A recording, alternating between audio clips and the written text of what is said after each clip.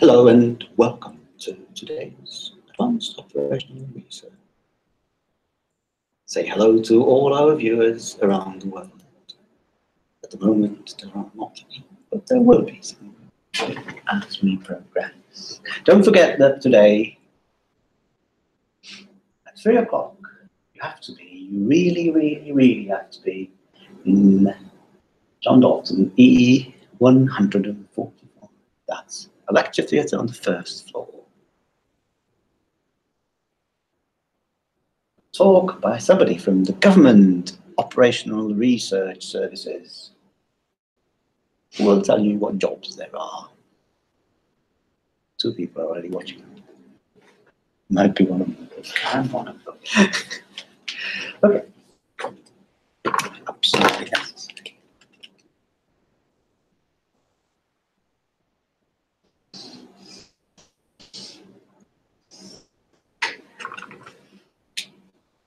Mind you, if you're not watching live, then you've probably already missed this. Homework from last week was overbooking. And I don't know where my model solution is. Oh, there it is. Oh, this is complicated.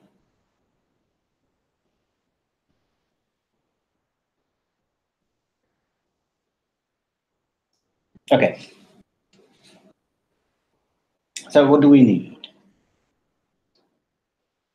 from this long text? We need that the demand,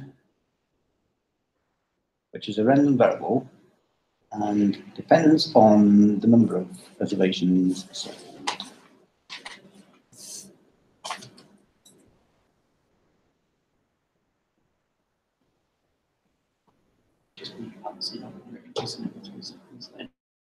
We're assuming that approximately it has the normal distribution and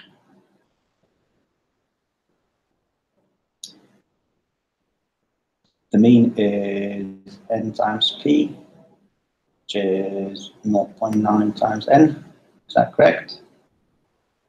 And variance is np times 1 minus p, which is 0.9 times n. Is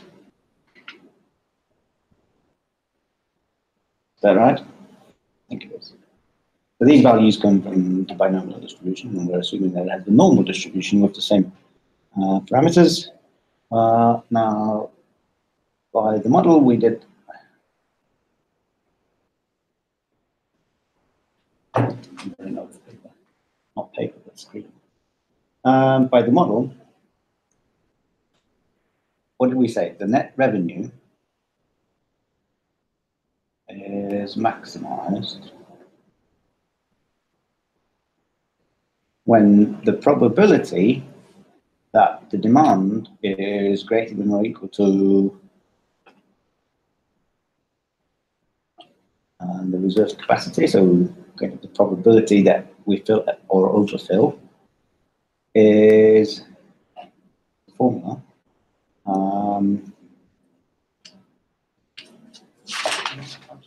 Should be the revenue divided by speed. And then I should say what L is. So that's the total capacity. The beds actually available, or rooms actually available. So L is, how many rooms are there? 100. Then R is the revenue of a sold reservation. So R is £3,000. Mm-hmm. And then S is what? Shortage cost per room. What did we put? 30,000. Yes. So we think it's quite expensive to send people down. They will tell their well-off friends. Shabby treatment. It's part of the question. And P we know P is the probability of turning up. So that's the probability of turning up.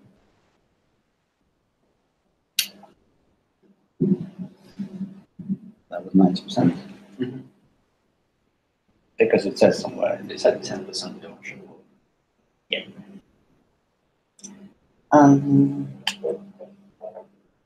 Right. So what is this fraction? So we want that the probability that this is at least 100 is 3,000 divided by 2.9 times 30,000. And that is 1 9. Okay, now we go to the tables.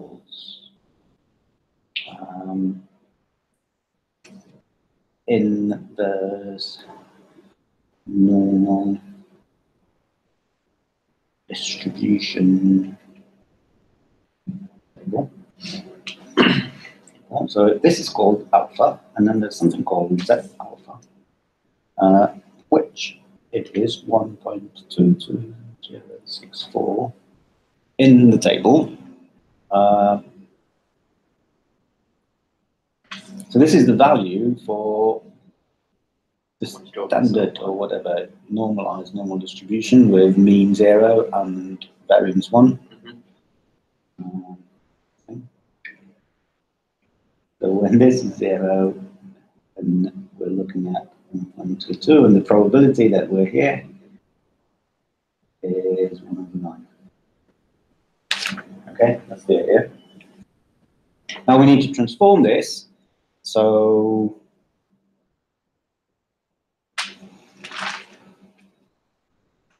we want that the Z alpha, so this 1.22064, that's now our,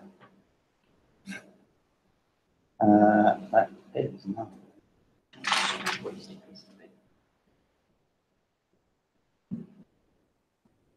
100 minus our mean divided by our sigma, and our mean is, well, we don't know what it is. Oh, we know it's 0.9 times n, and our sigma is 0.3 root n. Okay, because it's the square root of the values. So this should be this, and therefore we're getting 0.9 n plus 0.366 192, which is 0.3 times that number, root n minus 100 equal to 0.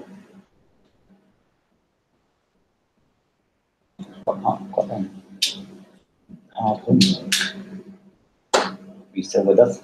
From 100 minus mu over sigma, how far back in real time was that? About a minute, 2 minutes?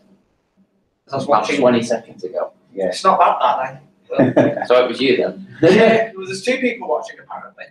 Well, one of them's. Oh, was it you? Yeah. So there's no help whatsoever. I think you can chat and ask questions on there. I was chatting on the way here last week and no one saw them, I think. I think you. No, Me and Helen definitely saw them. But Jan, can you see them at all? I could do, but I'm really not. You want to get on with the Of lecture. course, yeah, no, you need to get on the lecture. Okay, so I mean, I could do it. We could do it. You can be at home and ask questions. So I've literally missed Don't next get to the nothing. Okay, so let's finish this. So now we've got this, so that's a quadratic equation in root n, maybe, is what it is. And n is root n squared. And so solving this quadratic equation is root n. No, I'll Okay. get this. Okay, so I think there will be 2 different solutions. One of them is negative or something like that. So root n can't be negative. So you only take one of them, which is 10.339. Is that something that you can verify? Is that 10.339, you say? Yeah. Yeah. Apparently. So you should put it back there to verify that it's root 1. I was going to say, you're doing it. Press shift as well. Good job. Okay, so n is this squared, which I'm getting is 6.9, and now this thing is telling us to round up. So 107. Model says, is that right? Yeah. Yes. So model says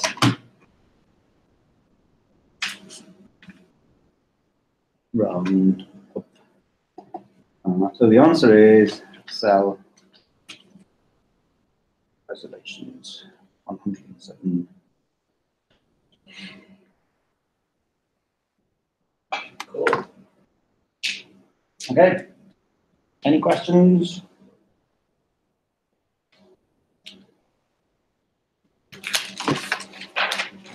Who wants a mark? You didn't marry? Not this time. So nobody did it this time. Such a beautiful homework question.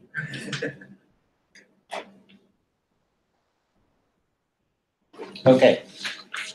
Do you need did you get it last week? I didn't get it last week, all the one before. Wonderful. An idiot. Yeah, but, okay.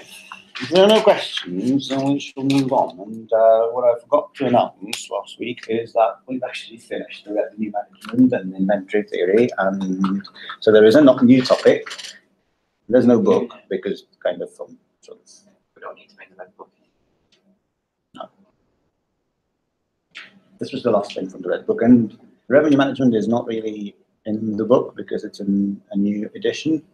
So there you rely on the handouts and the lectures and the solved homework problems in your exam preparation. Cool.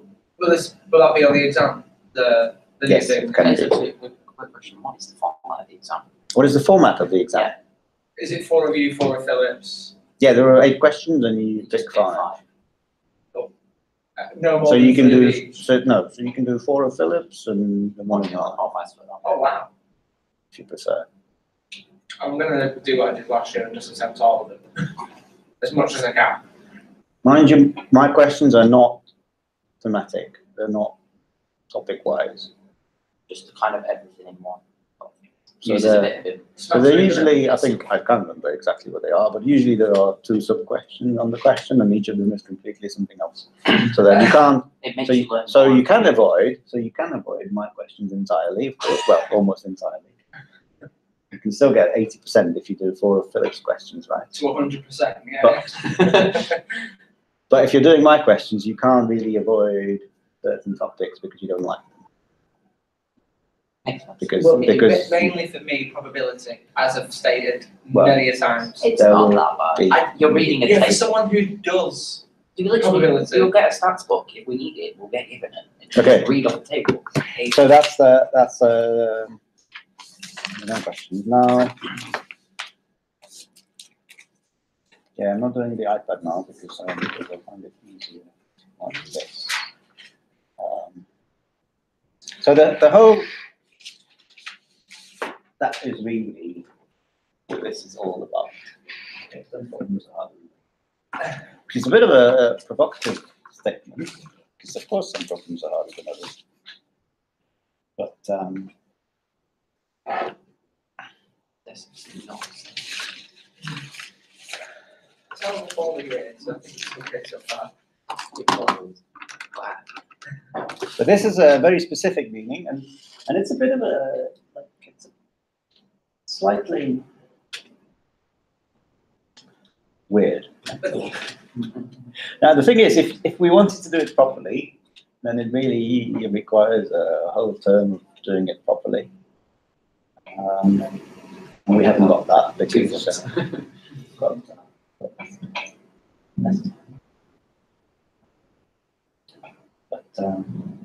but the main idea of doing this is, well, first of all, it's nice maths, but we won't see so much of the real maths at the core of it. We'll see some, but not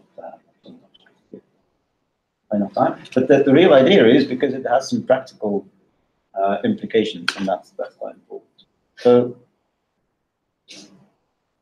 its practical implications are that when you're trying to solve some problems in the real world,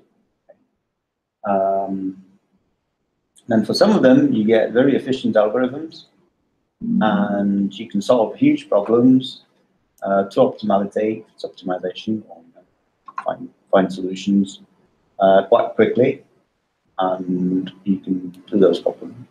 And then there are other problems. It seems like there's a huge, apparently, a huge quantum leap between these easily solved problems and then problems for which nobody knows how to really solve them efficiently, optimally, on large instances. So there are some key things. What we're looking at is the divide between the apparently easily solved problems and the apparently not easily solved problems. And that's our goal, to see some problems seem to be hard, and some problems are easy to solve. Okay.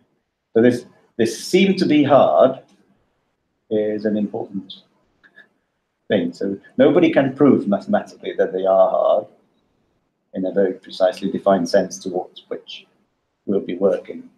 And it's $1 million question. So if you could prove that these problems really are hard and can't be solved in a specific efficient way, then you get $1 million prize. People have been trying 40 years, 50 years almost. Still can't get it. So, okay, the prize has only been around for about 10 years. Still. So the practical implication is that if you get an easy problem and shortest path in a graph, that's an example of an easy problem, then you can pretty much solve it fast and optimally and efficiently. And because the shortest path in a graph is an easy problem, you can have sat-nav that tells you where to go and compute the fastest route very quickly. On the other hand, there's a second example, which you probably don't know what it is, so I'll tell you in a second. That one is considered to, well, that one is frankly hard. Well, it's hard in that sense. And that's why when you get an instance of a problem like this, then you need to find a strategy to deal with it, because for any real-life reasonable size of an instance of a problem, you won't be able to solve it automatically. Okay. One other example would be your trains. All these problems are hard problems, and if you want to solve them to optimality, then you run out of time. Okay, so you need some other strategies, like might be satisfied with just getting approximate solutions, not quite optimal, not guaranteed to be best one, but approximate. Or you employ some heuristic algorithms which try to get it and somehow guess what could be good, but there might not be even a guarantee that your solution is within a certain factor, say, of the optimal one. Or you simplify the problem and just ignore some things, etc., but in most cases it won't be feasible to get the optimal solution. Okay, so let's get to the actual things. So what is a problem?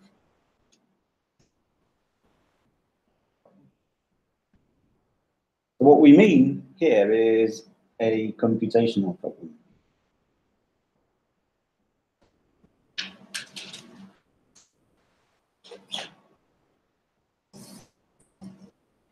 Okay. And we want to study how these problems behave as the size of data is growing.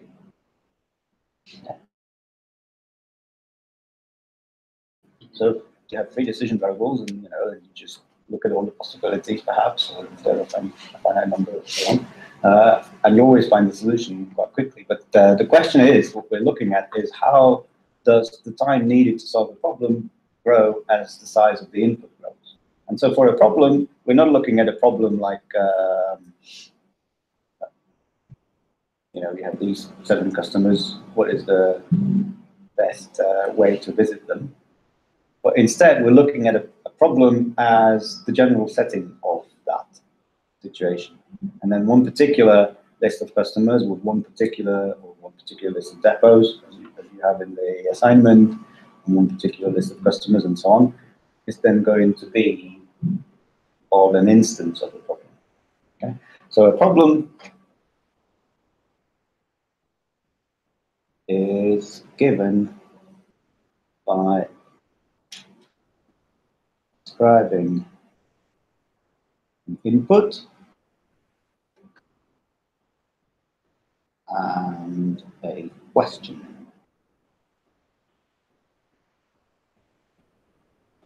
Okay? And then a particular input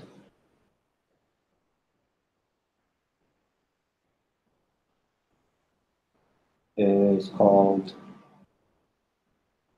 I should really be using colors, an instance of the problem.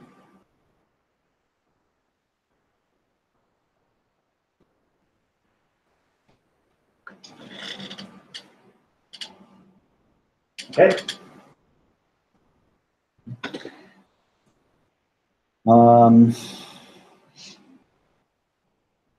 Short stuff. You can still remember that from the first year? Somewhat? Yeah. No. Do sleep with it. Okay. So short stuff in a graph. What did we have? The input, well, in this case, we had a graph, G, consisting of some vertices and edges or arcs. Then we had distances, which is a function that gives you, let's say, a rational number. Well, let's say a positive rational number. So every edge. Okay. And then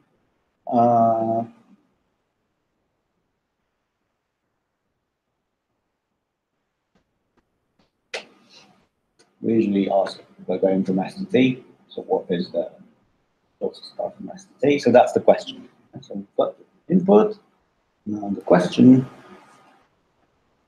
is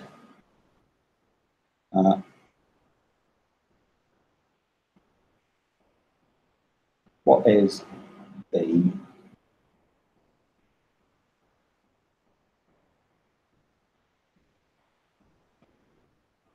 start from S to T in the graph G?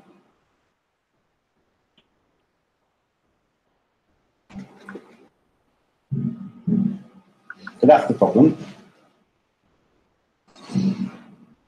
Okay. And you can have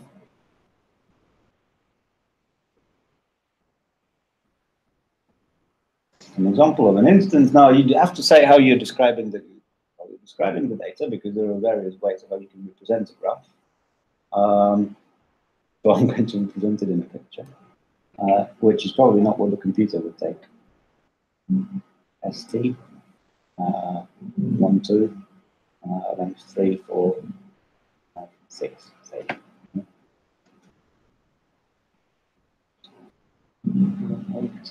Was AB. Okay, so that's an example of an instance. So maybe you'd have it listed like B. Okay, the vertices are S, A, B, T. E, the edges are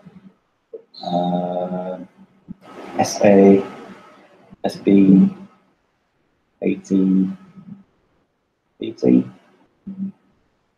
And you'd have a function which says that SA has length 3, and so on. And so S and T are the vertices that you have to go from to source and target.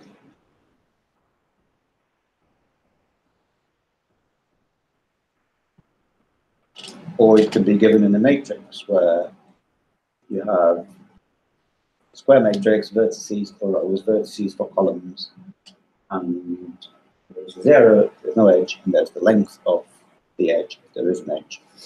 And that gives you the same data. So there are various ways to describe it, but essentially, when you look at it, they're all about the same size of description, and that's important how you describe it.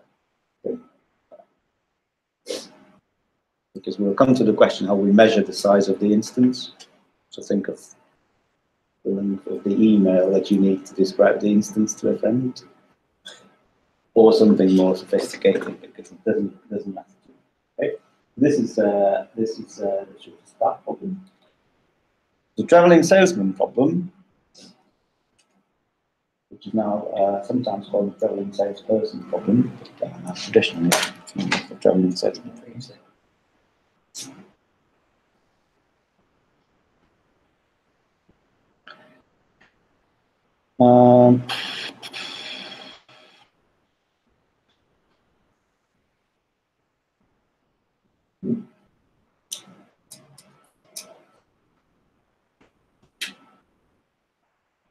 It's wrong in my notes.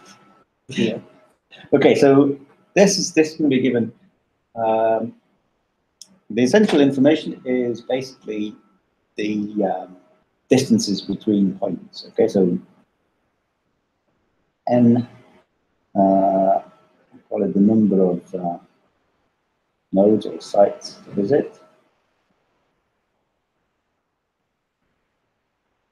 and then there's a distance function which takes pairs of numbers and gives you a positive rational number.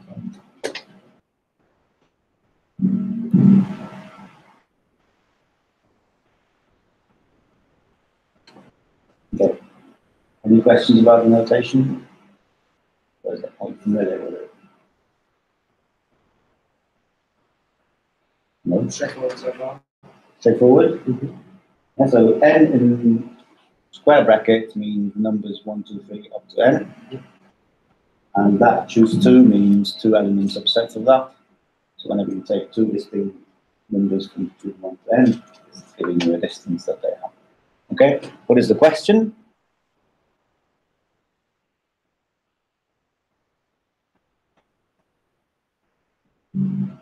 Question is, what is the shortest tour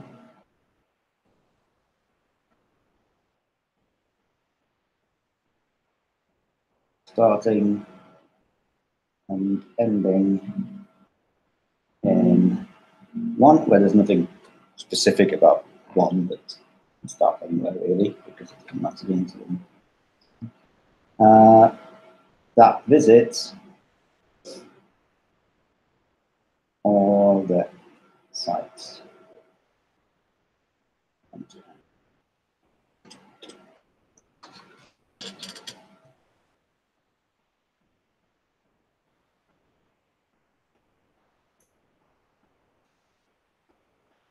Nope. That is fine. Now,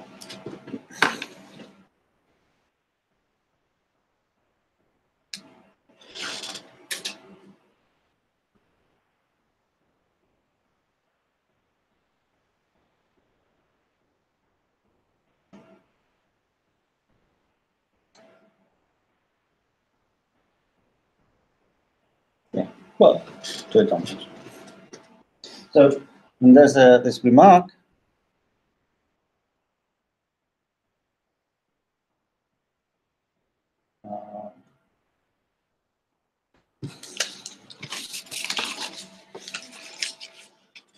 That they're very simplified mathematical models, and they're not actually descriptions of real life situations, but this is what we're doing all the time. have to make a mathematical model of a situation and then solve the model, and then you're trying to apply it in the practical situation. So these are almost too simple. But the algorithms you make and prove that they work for the mathematical model will then allow you to actually solve real life situations. Right. Next. What's next? So we know what a problem is. What is an answer to that problem?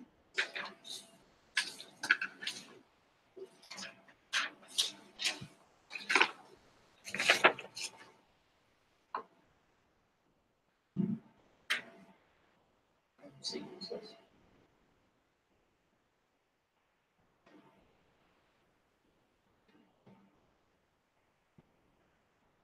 Pattern of sequences. Being implemented all over a thing, an interval, i.e., do one thing, if not another. If so, then do this. It sort of follows a chain of command. Okay, well that's an algorithm.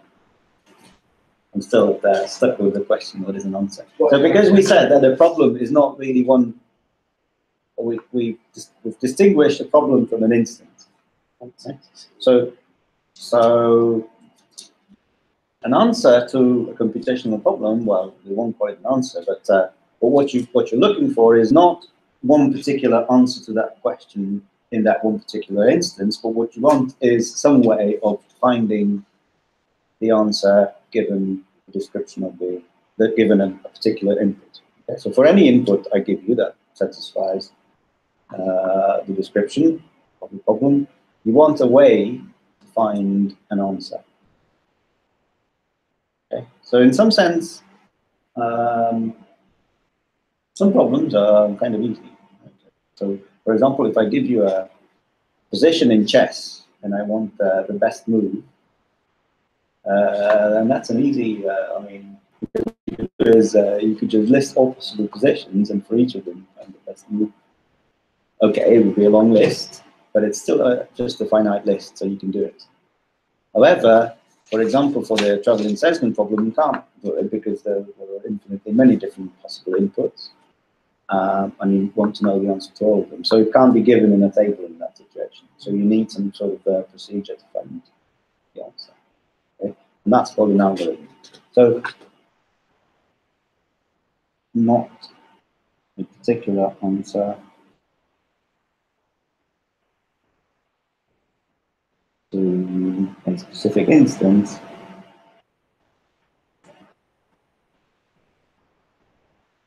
but a general way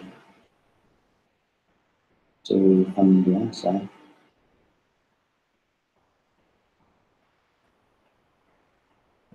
any instance. Okay, that's the idea. And so that's why we need an algorithm, and an algorithm is kind of hard to define precisely, but it's a list of steps to follow that will arrive at an answer in the end. I'm not even writing it down because you can, but so there are some algorithms which everybody knows. The cooking recipe is camera got lost. Oh, the camera's back. So for example, a cooking recipe, that's an algorithm. And you follow the steps. And in the end, you have an answer which is immediate. But that's not the kind of algorithm that we're interested in. We're interested in computer algorithms. But we're describing them in human language. Okay, so again, we're making a distinction between now three things. One is the answer to a specific instance. That we're not so much interested in that. We're interested in that general way. So an algorithm is a kind of a description of a procedure to find an answer for any given instance.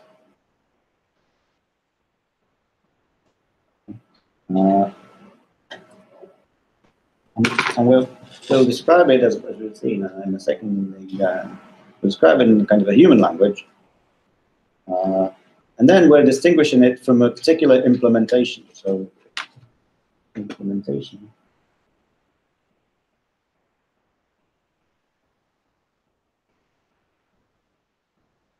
is in computer language.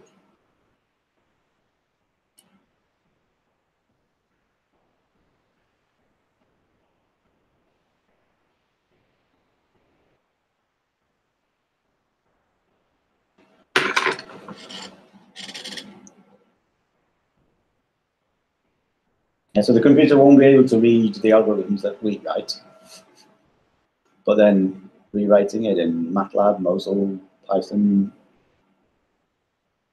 assembler language, you name it, that's an implementation. And we'll be ignoring some details, like, for example, how do you store the graph? Do you store it in the matrix? Do you store it in the list of things? Just don't care so much, because for us, the algorithm, what to do is important, but how you actually really do it for our purposes here is now not so relevant. Highest common factor. What is that? It's two variables. Is that the GCD? Yeah, that's the GCD. Why am I calling it the highest common factor? I probably That's like took it from the primary school name. Yeah, I was going to say. Because HCF seems to ring a bell. Lowest common denominator. greatest common divisor. Divisor. Yeah. LC. I was trying to think of the other name for it, not the. That's a fancy one. I think that's the American. Called American. GCD. I don't know. GCD. Anyway, so what is the problem? We're trying to find. The two. Divisible. So, yeah, two. Goes into both. Well, it could be more. Yeah. So I'm saying, what is the problem? We're trying to find is not a good start. We should say the input is. The question is. What is the question? No, the input is this and that. The question is this and that. This is how you describe the problem. Oh, right. We just agreed that this is how we want to describe It's completely human language. Yeah, well, yeah, so I'm just, I'm I'm saying it is two non-negative integers, A and B. Okay. And the question is, what is the greatest common divisor?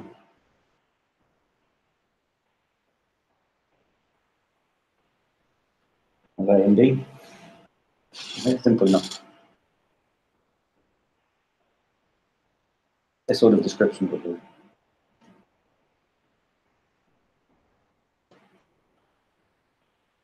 Now I'll give you an algorithm, and you tell me whether you know it. You probably know it from theory. Yeah. Two others haven't probably taken number theory.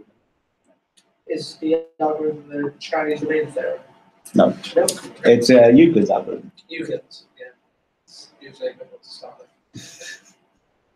Okay, so I'll call it Euclid AB. And I'll describe it with semi-computer language. So begin, if B equals 0, then return A. Yeah. Okay. Else, you know what to do. Return, what do you want to return? Euclid. B, A mod B. End.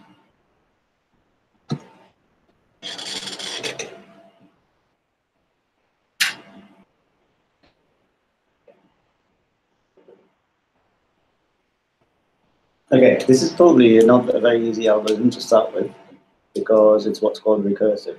It calls itself. But it calls itself. Okay, so that's it. Do you see what we're doing? Okay. So, example.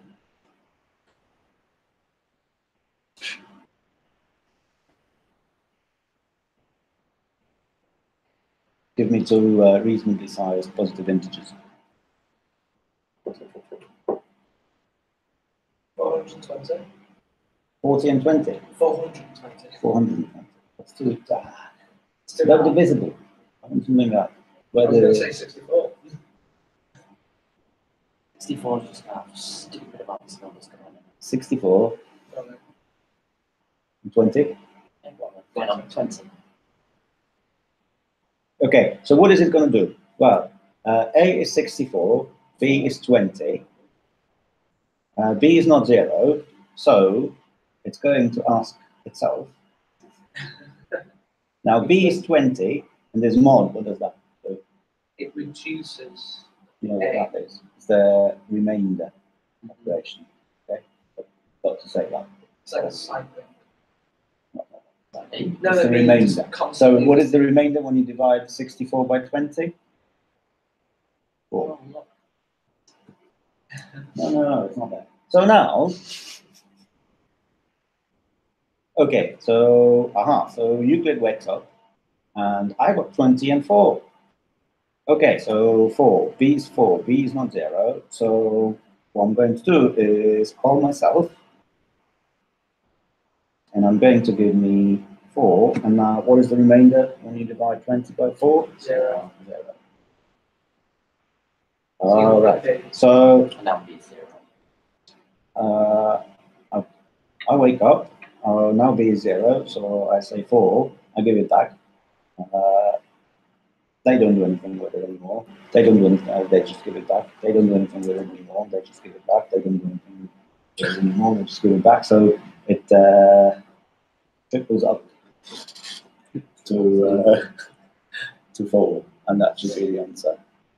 Okay, so this is how it works. It's actually not Euclid's algorithm.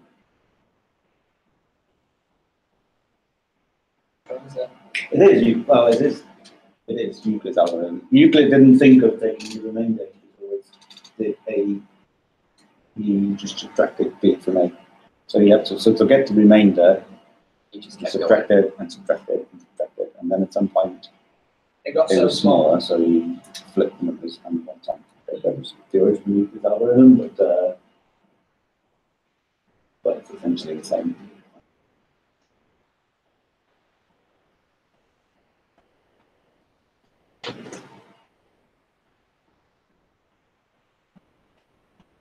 It's recursive. Yeah, it's recursive. Call itself on a different instance. Okay. Recursive means that the algorithm calls itself, gives itself a different instance. So if it gave itself the same instance, then that would never end, obviously. So typically, it gives itself, in some sense, a smaller instance. In this case, you can measure the size of the instance, as, for example, the sum of the two numbers. Sum of the two numbers goes down every time. And it can't go down, it always goes down at least by 1. So it can't go down infinitely, so it will at some point stop. So this is, so the correctness of an algorithm means two things. Correctness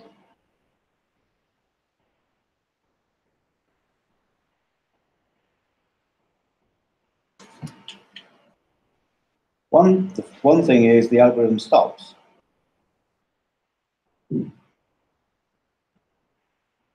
And gives an answer. So in other words, it doesn't run forever. And that one runs forever. This is a tricky one. Because it gives an answer in an instant, like that particular moment, because like you said, it may just do it with once. An answer to the instance it got, yes. So an answer to the question in the description of the problem. This is a tricky one because there is no algorithm which would Solve it. read an algorithm and could always say whether the algorithm stops or not. But there is not even an algorithm. So if I describe an algorithm like this, and give you two numbers A and B, then you can tell that this one stops. But there is no general algorithm that would, for any kind of algorithm and any kind of input, would always know the answer. That's a mathematically provable fact. You can't prove for every algorithm that it follows. And when it stops and gives an answer,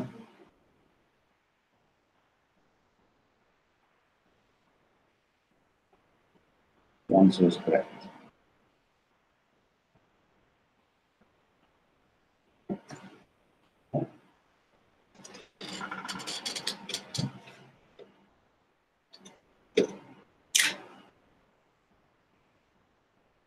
So what it gives you actually is the greatest common divisor of 64 and 20. That's what we want. Because if it gives us a bogus number, then we don't want that algorithm to solve our problem. If it's an algorithm that never stops, then we don't want it either. Okay?